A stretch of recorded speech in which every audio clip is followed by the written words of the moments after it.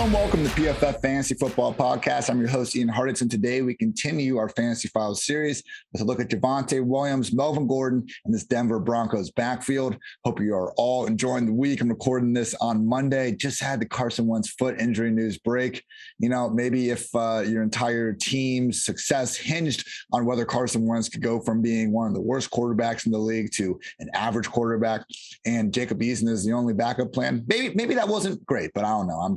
I'm just a guy recording from Myrtle Beach, a fantasy football podcast. So we'll focus on the task at hand, and that is discerning what's going on in this Denver Broncos backfield, because you don't trade up to get the number 35 overall pick and use it on a player that you don't plan on featuring to some extent, and that is running back Javonte Williams. If you guys saw him at North Carolina, you might have seen him just absolutely terrorize Miami and pretty much every other defense that he found his way against. So Javonte was a consensus big three running back coming out of this class. In a lot of people's minds, he was the best. But regardless, it was him, Najee Harris, Sloan Kettering, Johnny Hopkins, and of course, Travis Etienne as the big guys that everybody was focusing on going into this last draft. So Javonte ended up being the third one of the group picked behind Etienne, behind Najee. But even though, again, people, he was second round, but only by 3 picks, that 35th overall spot. Just how Michael Carter was technically fourth round, basically third when you just, you know, he's not basically third. He was a fourth rounder, but when you're that close to the beginning of the round,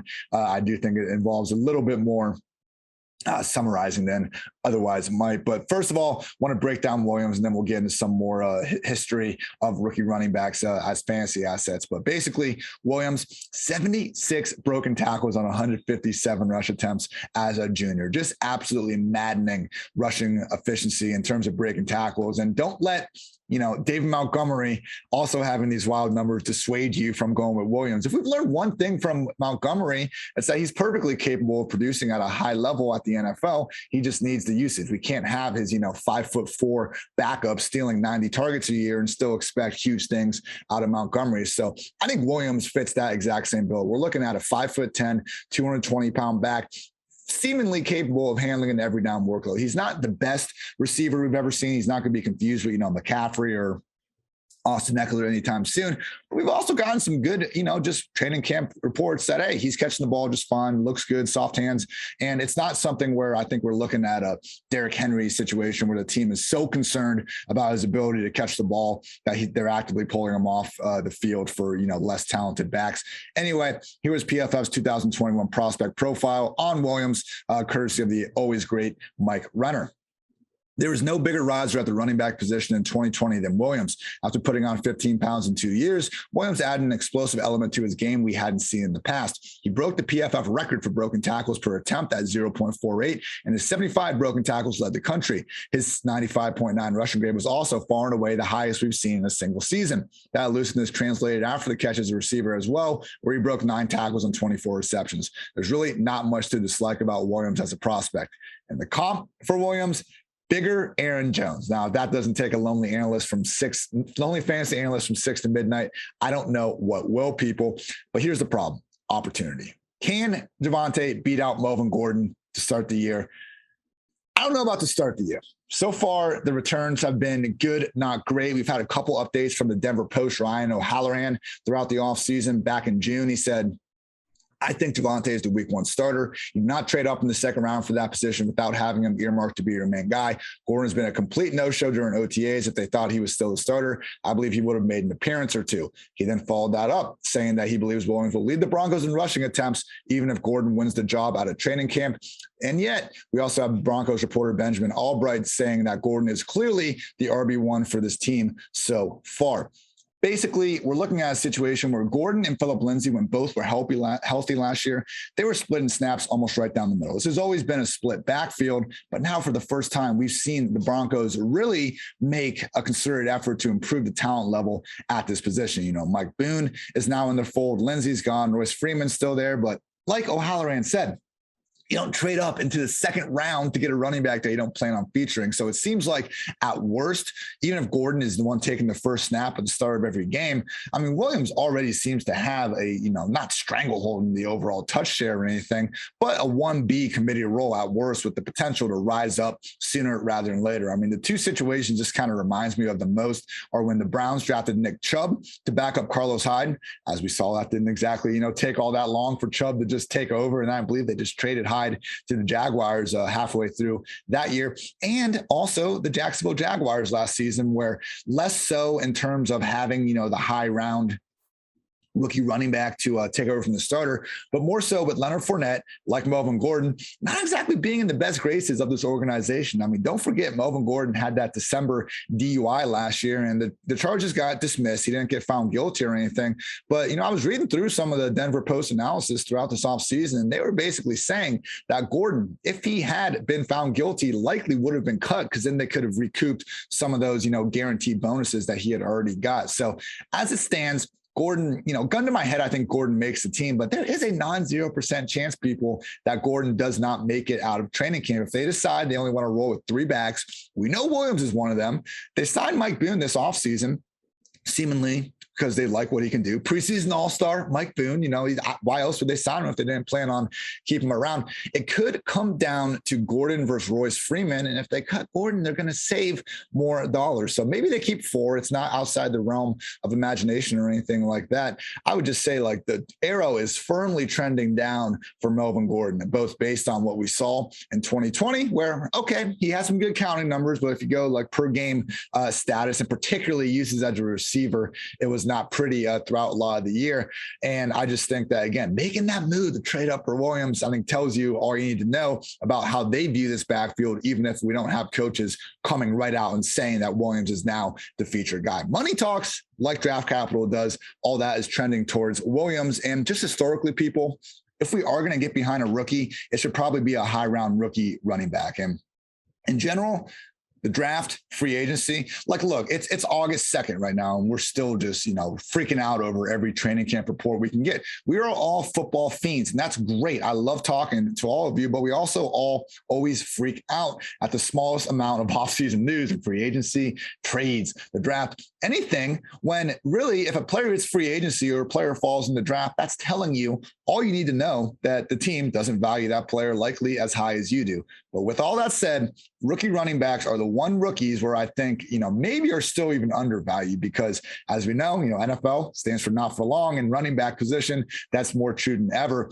And just overall, we have seen higher chances in the past of rookie running backs balling. In general, you need to be picked in the first 3 rounds in order to really pay off as a rookie running back over in any position. 80% of top performing, which I define as top 12 quarterbacks, top 12 tight ends, top 24 running backs, top 24 wide receivers, 80% of top performing rookies were drafted in the top 3 rounds since 2010. For every James Robinson, Phillip Lindsay, every exception to the rule, there's usually dozens of more, Justice Hills, Darwin Thompsons, guys that just can't find the field. But seriously, running back is where we see far more hits. Running back with 30 high performing qualifiers has nearly double as many wide receivers, who comes in at just 16. And there have been actually more day 2 backs, that being 14 ball out as a rookie, than day 1, that being just 10. The exceptions to the rule have almost exclusively been either guys that ended up with Kyle Shanahan, Alfred Morris comes to mind, or people just in completely barren depth charts that we could see coming, or eventually could see coming, like James Robinson last year, similar to Phillip Lindsay in past years as well. So Javonte, he looks like a great prospect. Again, checks all the boxes. Bigger Aaron Jones, people, like that is just incredible to hear. Checks all the boxes from a prospect. The film checks out. The depth chart is certainly not one where, we're looking at just dominant incumbent starter coming back by any stretch of the imagination. And just the investment level with him being a 2nd round pick that they traded up for, Javonte Williams checks all the boxes of a high performing rookie running back.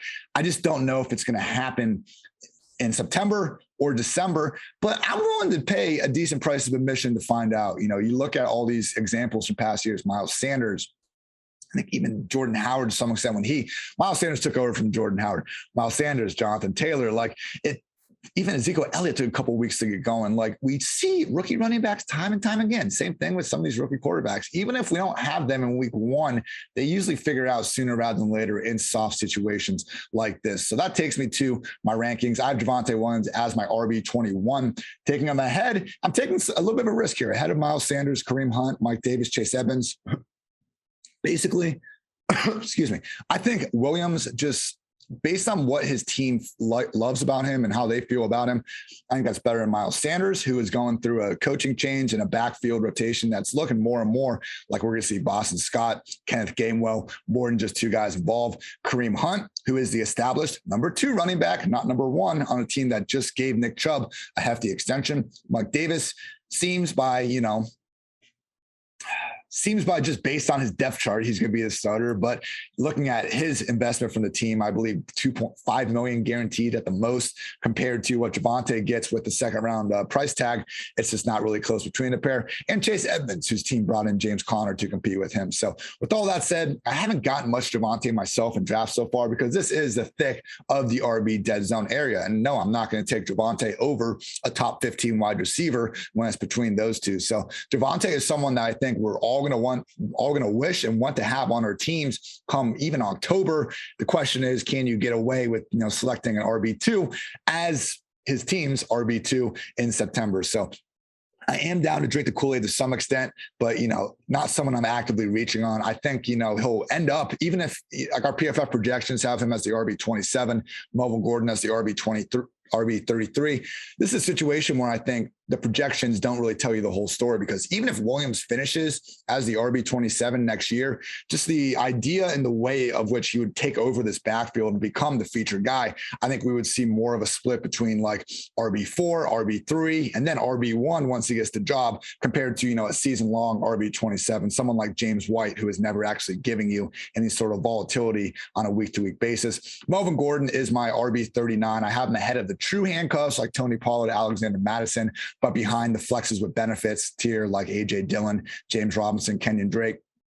Again, it's possible Melvin Gordon gets cut. He's not the most washed running back in the league by any stretch of the imagination. He did have some okay moments last year. I just think, even if he can get a couple games out of this guy, you're never going to feel good about starting him. And I just don't think the high end outcome is really worth the risk. This Broncos offense, whether Drew Lock or Teddy wins it, likely not going to be a unit, that everyone is absolutely freaking out about trying to get exposure to other people on the field. And, when you look at the offensive line, which comes in as PFF's 21st ranked unit ahead of 2021. Again, it's a winnable situation, but for someone that seems to be on the outs of the backfield, on the outs of the organization, and just trending downwards, having been in the league for 5-6 years already, Melvin Gordon's someone I've been happy to let others draft. So that's going to wrap up this edition of the PFF Fantasy Football Podcast. Before we get out of here, I want to give a quick shout out to our sponsors over at Manscaped, who offer precision engineered tools for your family jewels. Manscaped just launched their 4th generation trimmer, the Lawnmower 4.0. Join over 2 million men worldwide who trust Manscaped with this exclusive offer for you. 20% off and free worldwide shipping with the code PFF at manscaped.com. Again, 20% off and free shipping with the code PFF at manscaped.com. That's 20% off with free shipping at manscaped.com. And use code PFF. Unlock your confidence and always use the right tools for the job with Manscaped. I want to thank you, as always, for tuning in to PFF Fantasy Football Podcast. New episodes every single day of the week throughout the offseason. It's August, people. Football weather in the air. Maybe not so much down at the beach. I'm just getting sunburnt. Not really feeling the crisp fall breeze just yet, but you could certainly imagine we have preseason football on the way. I can't wait. We'll continue to keep you updated throughout the offseason, trying to get you that championship gold in all your fantasy drafts. So I'm Ian Hartitz. Until next time, take care, everybody.